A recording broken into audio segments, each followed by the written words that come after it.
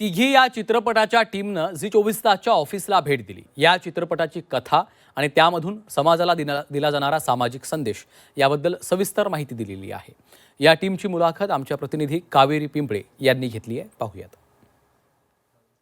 नमस्कार, मी कावेरी पिंपळे आणि filter coffee आणि अनफिल्टर्ड गप्पा या आपल्या पॉडकास्टमध्ये तुमचं खूप खूप स्वागत आहे. आज आपल्याबरोबर तिघी मधल्या या दोघी आहेत आणि सोनाली आणि नेहा, तुमचं खूप खूप स्वागत आहे. काय सांगाल, खूप रिव्ह्यूज बघते मी, खूप छान छान रिव्ह्यूज आहेत, खूप रॉ फिल्म आहे. तर काय कसे चाललेत प्रमोशन्स आणि काय लोक तुम्हाला किती छान छान मेसेजेस पाठवत आहेत? फर्स्ट ऑफ ऑल थँक्यू आम्हाला इथे बोलवण्याबद्दल कावेरी. आणि खूप छान अनुभव आहे. चित्रपट आता 3 आठवडे झालेले आहेत चित्रपटाला रिलीज होऊन, तर आम्ही तो सगळा टप्पा पार केला आहे प्रमोशनचा वगैरे वगैरे. पण खूप चांगला प्रतिसाद आम्हाला मिळतोय, खूप भरभरून प्रेम मिळतंय.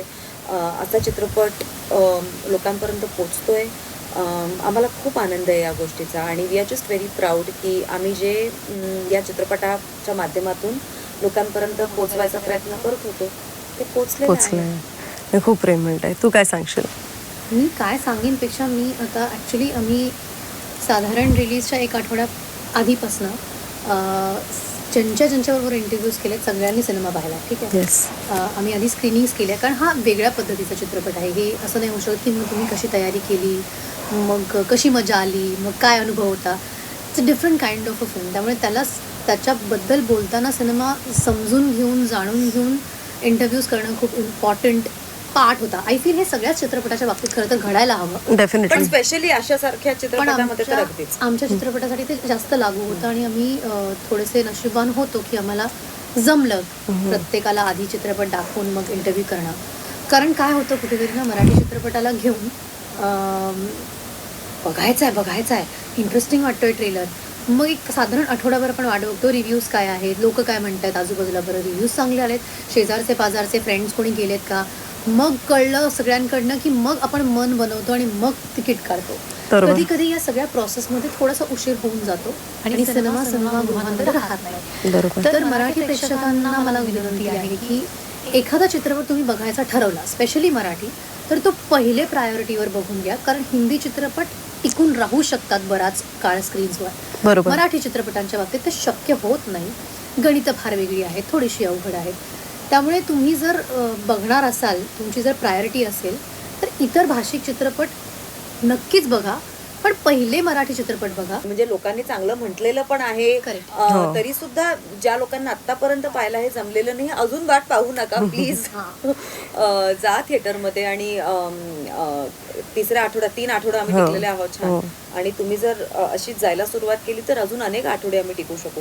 तर मला असं वाटतं मराठी चित्रपटांविषयी एकंदरीत व्लॉग्स कोणी बनवत नाहीत रिव्ह्यूजचे. करेक्ट. म्हणजे मी हे फार कमी बघितले आहेत. म्हणजे मी स्वतः इंस्टाग्राम ॲडिक्ट आहे आणि मी सतत इंस्टाग्रामवर स्क्रोल करत असते. पण मला या चित्रपटाचे स्पेसिफिकली खूप व्लॉग रिव्ह्यूज बघायला मिळाले की लोक जात आहेत, व्लॉग्स बनवत आहेत, घरच्यांना घेऊन जातात आणि सांगतात प्लीज तुम्ही हा चित्रपट बघाच म्हणून. तर तो रिस्पॉन्स सुद्धा खूप छान आहे मला असं वाटतं तुमच्या दोघींसाठी.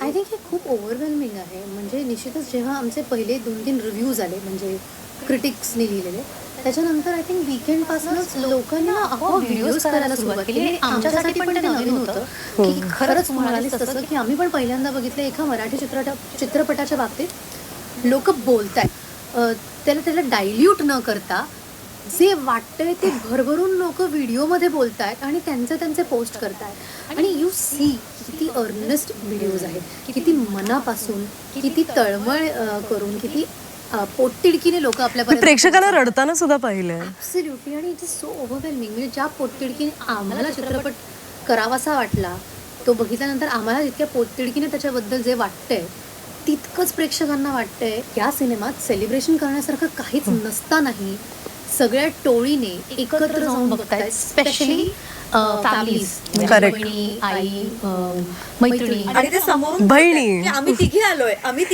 म्हटलं आता इंटरनल आमचा जोक होणार आहे आता की आता नेक्स्ट टाइम चित्रपटाचं नाव आपण 4, 5, 6 असं ठेवूया. कारण जिकडे जिकडे आम्ही जातो ना, आम्ही तिघी आलोय. सो ते मला वाटतं ते तिघी is literally become like a moment now.